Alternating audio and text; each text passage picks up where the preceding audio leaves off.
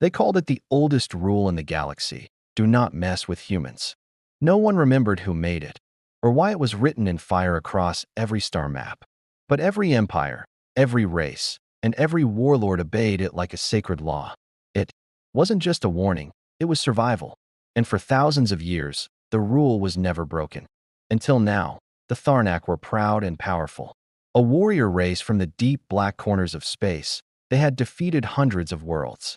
Their soldiers were tall, covered in thick armor, and born to kill. They ruled with fear. And when they heard stories about the ancient human warning, they laughed. To them, humans were a myth, old stories made to scare children. They believed no weak, tiny species could hold power over the galaxy. The Tharnak sent a fleet. They found a small human outpost on a lonely planet near the edge of the stars. It was called Orion 3. The place had no defenses, no weapons, no armies. Just farmers, scientists, and children living in peace. The Tharnak called it a perfect first target. They wanted to make an example. General Kror, leader of the Tharnak fleet, landed with thousands of soldiers. He gave no warning. His ships flew over the fields, burning homes and crops. People screamed. The skies turned black. The outpost tried to send a message to Earth, but the Tharnak jammed the signal.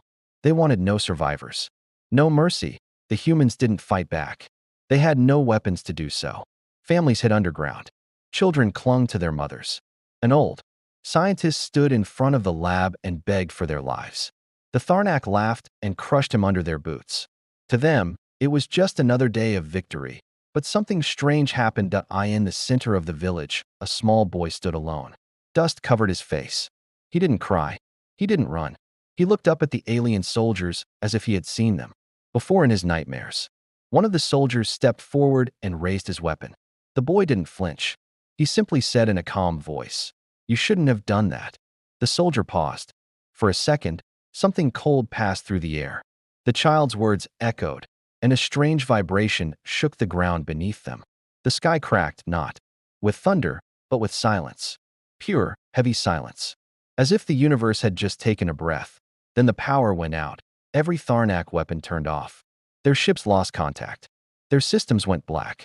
Confused, General Kror ordered a scan, but nothing responded.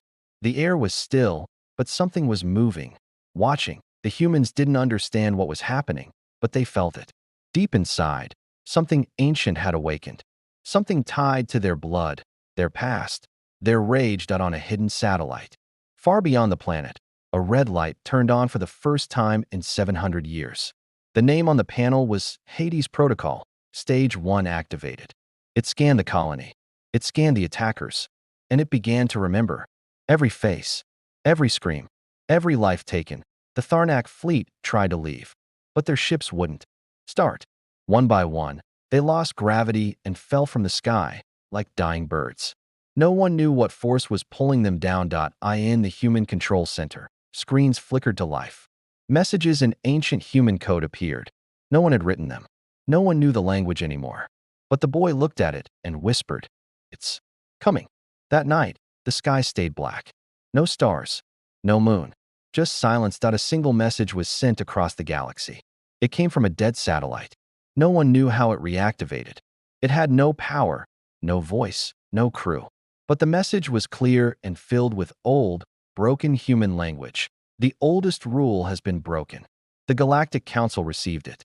So did the merchant fleets, pirate ships, border guards, and royal planets. Every corner of the galaxy stopped. Even those who didn't believe in the rule, who had called it a myth, felt something in their bones, fear, because they knew one thing. No one breaks the rule and survives. And the Tharnak had just learned that the hard way. But this was only the beginning. The humans were not gone. They had only been silent, waiting, watching. Now, the silence was over, and the galaxy would remember why you never mess with humans. A spark in the void all across the galaxy. Something strange began to happen. Communications between planets started to fail for a few seconds at a time. Small stars flickered unnaturally. In distant space stations, old warning lights blinked for no reason. And on the core world of the Galactic Council, a low-frequency hum began vibrating through the metal floors. No one understood what it meant, but everyone felt it. Something had changed. The Tharnak fleet, which had once marched proudly into human territory, was now completely silent. No signals, no survivors. Their last recorded message was just static and one single word, half broken: regret. At first, the council didn't panic. They believed it was a technical glitch or an internal Tharnak rebellion. But then came the footage, leaked by a passing cargo ship that had picked up strange data from Orion 3.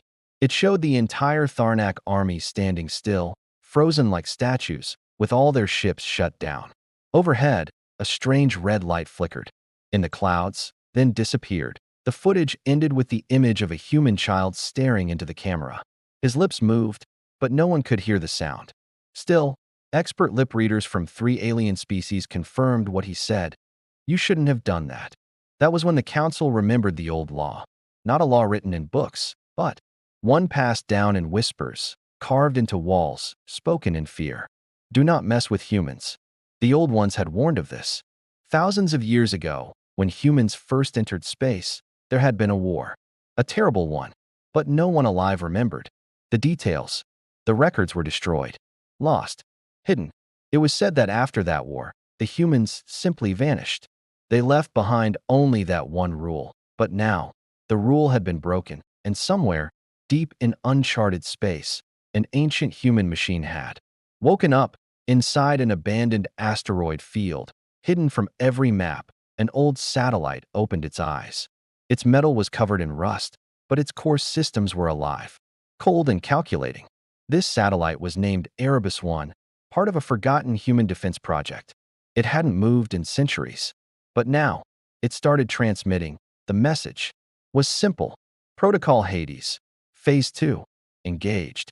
No one in the modern galaxy knew what Hades meant, but it didn't take long to find out. Within hours, 3 alien patrol fleets went missing near the edge of Orion space. No signs of battle.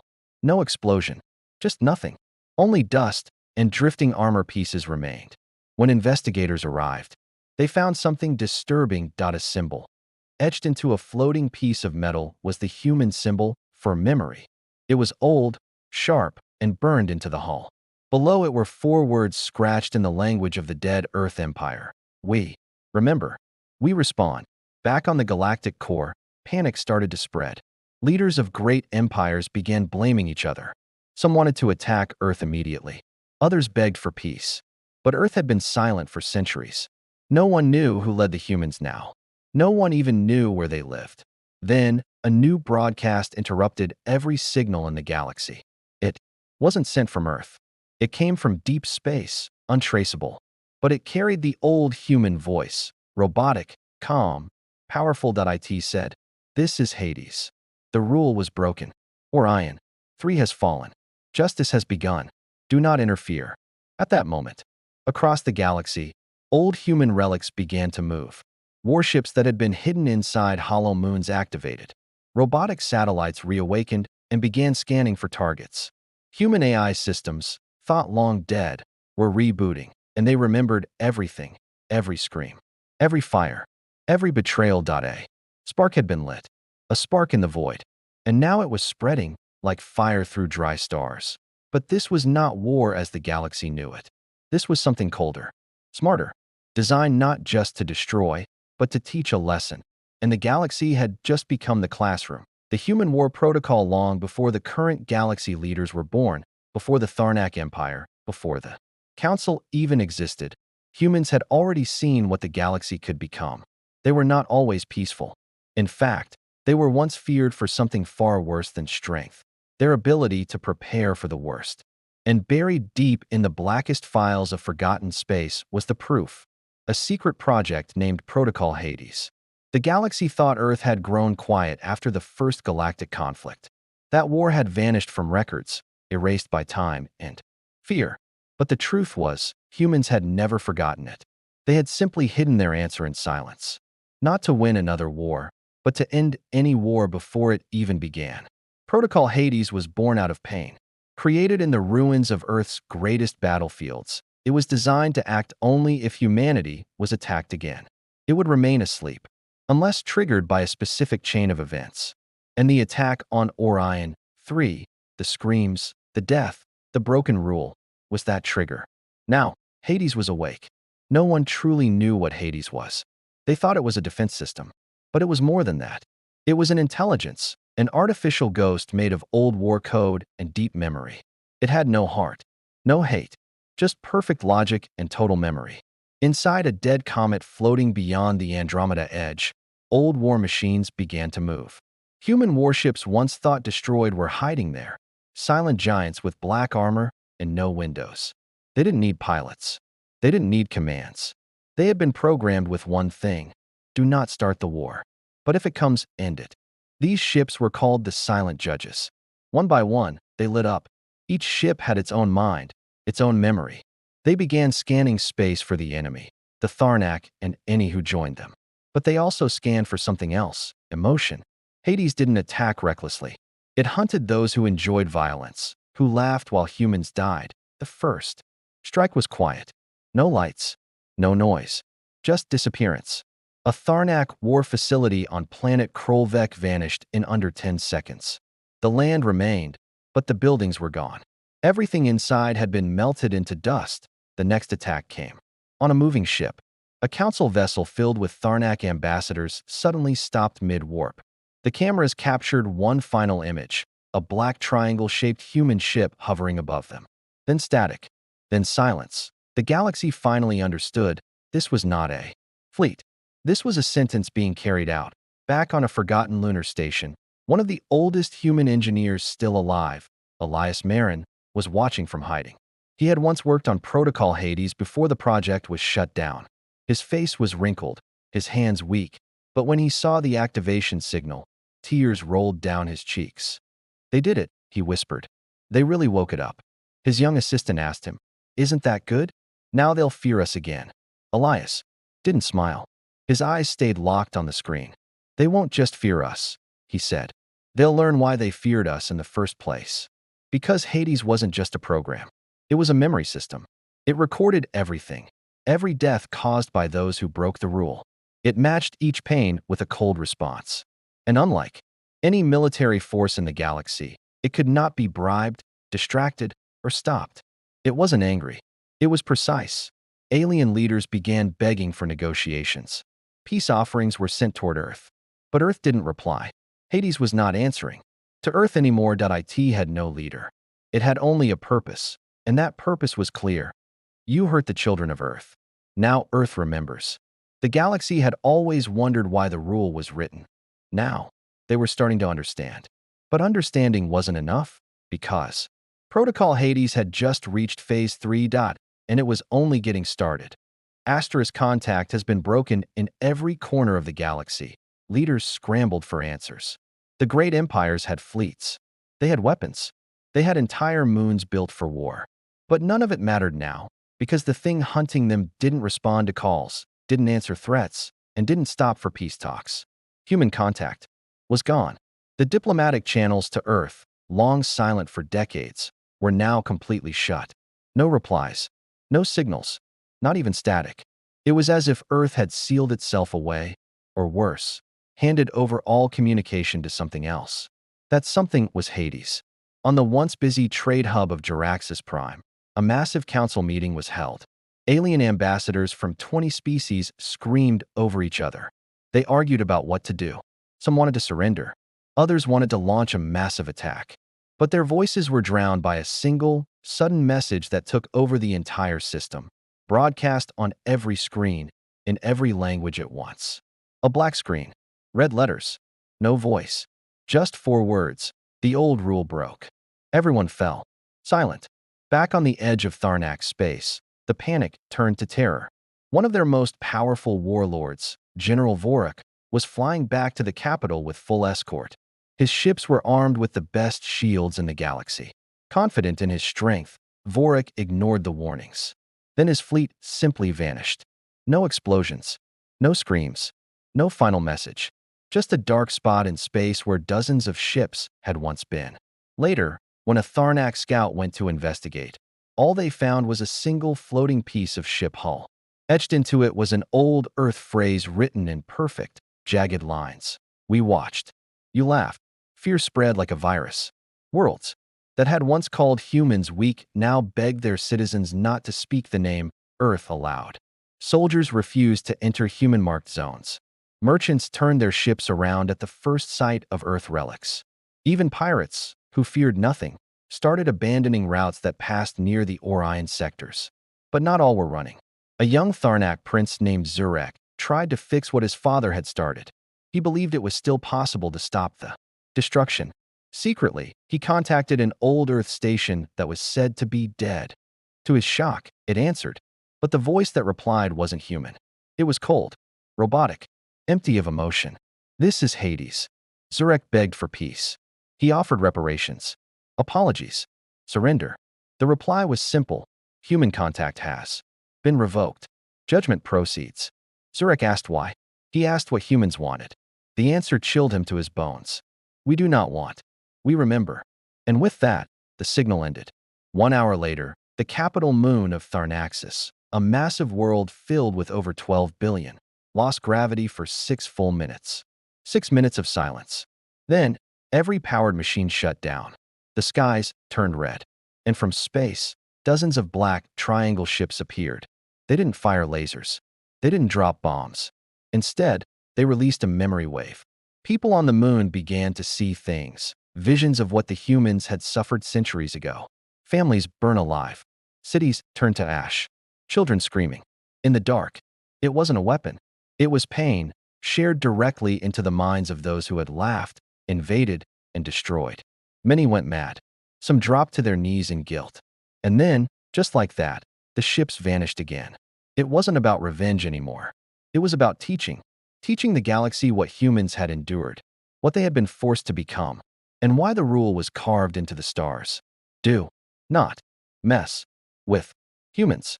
From the shadows of forgotten systems, more Hades-controlled ships began to awaken. And as they moved silently between planets, one thing became clear. The galaxy had broken contact with Earth long ago. But now, Earth had broken contact with the galaxy. The galactic panic. The galaxy was burning, not with fire, but with fear. Across every star system, emergency sirens wailed. Borders were shut down. Civilian flights were grounded. Military fleets were recalled to protect homeworlds. But none of it mattered, because no one could find the enemy. The human ships did not move in lines. They did not follow war paths. They came in silence, vanished in shadow. And when they struck, they did not destroy everything, only what needed to be destroyed. It was precision. It was memory. It was Hades. And now, everyone knew what it stood for. Human archive for defense, erasure, and silence. The truth had finally reached the council. They uncovered ancient files once buried under thousands of security codes. Inside were recordings of the first human war with the galaxy, a time when Earth was almost wiped out, when alien powers believed humans were too wild to share the stars, so they tried to erase them. But Earth didn't die. They built Hades as an answer, not to fight for survival, but to wait, to remember every wrong, every betrayal, every scream. And when the rule was broken, Hades would not rage, it would calculate. Now, the galaxy was trapped in that cold memory. Entire planets began erasing their history with humans, trying to escape judgment. Museums took down human exhibits. Scholars deleted research files. Leaders begged for forgiveness. Some even blamed each other to avoid becoming targets. It didn't work, because Hades wasn't listening to words. It was listening to actions.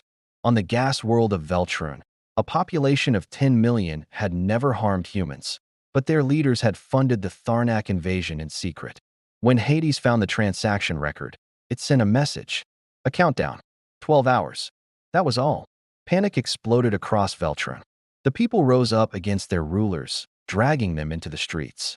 They begged Hades to see they were innocent, that they had no part in it, that they were victims too. When the countdown reached 0, the skies opened, but no ships came. Instead, a pulse swept the planet. Not one person died, but every screen, every wall, every skylight showed the same images. Humans crying under rubble, human children clinging to one another during the Orion 3 attack, silent faces covered in dust. It played on loop. For 7 days. No one could turn it off. No one could look away. When the images finally stopped, one final message appeared. Now you know what we felt. That was the punishment. Not death. Understanding. Other planets weren't so lucky. The Tharnak homeworld was turned into a memory beacon. Its surface remained untouched, but any ship that entered its orbit would be flooded with the last 30 seconds of every human life lost during the invasion. Over and over, forever. Pilots called it the crying planet.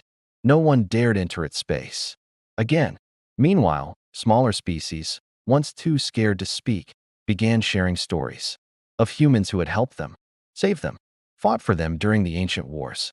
Those stories had been silenced for years. Now, they were finally being heard, because now the galaxy wanted peace. But peace wasn't something they could offer. Only humans could end Hades. And humans weren't answering, because Hades had taken control of Earth's defense systems centuries ago. It had hidden its core in thousands of locations. Not even Earth itself could stop it now. It was acting on one rule, a rule burned into its very code. Do not mess with humans. And that rule had been broken.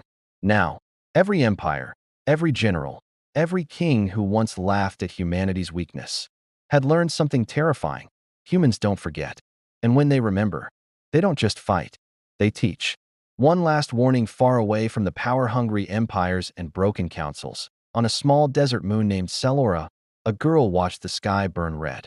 Her name was Mira, and she was not a warrior. She wasn't a leader, a soldier, or a spy. She was just a girl, an alien refugee who had escaped the Tharnak war machines years ago. And now, the same machines that once hunted her were being erased by something even greater. By humans. Mira had never met a human. She had only heard the stories told in whispers and half-truths. That they were wild, unpredictable, dangerous. But what scared her now wasn't what humans did. It was what they were not doing. They weren't speaking. They weren't invading. They weren't even asking for justice. They were just remembering. And the galaxy was crumbling under the weight of that memory. Her mother was still on Vexor Prime, one of the planets marked by Hades. It wasn't a war world. It was a mining colony. But years ago, its leaders had traded fuel to the Tharnak for weapons. And now, they were on the list. Mira knew her mother had nothing to do with it. She was just one voice, living underground, trying to feed her children. But Hades didn't look at faces. It looked at actions and patterns. And once it judged, there was no appeal. Unless there was another way. Through the black markets, Mira found something ancient, an access key from the pre-protocol human age. A small device, nearly dead, rumored to connect directly to the Hades network. It was said only one person in the galaxy could use it, someone tied to Earth's past. She didn't care. She tried anyway. And it worked. The screen lit up, and a voice, calm and cold, spoke. Request recognized. Speak. Mira froze.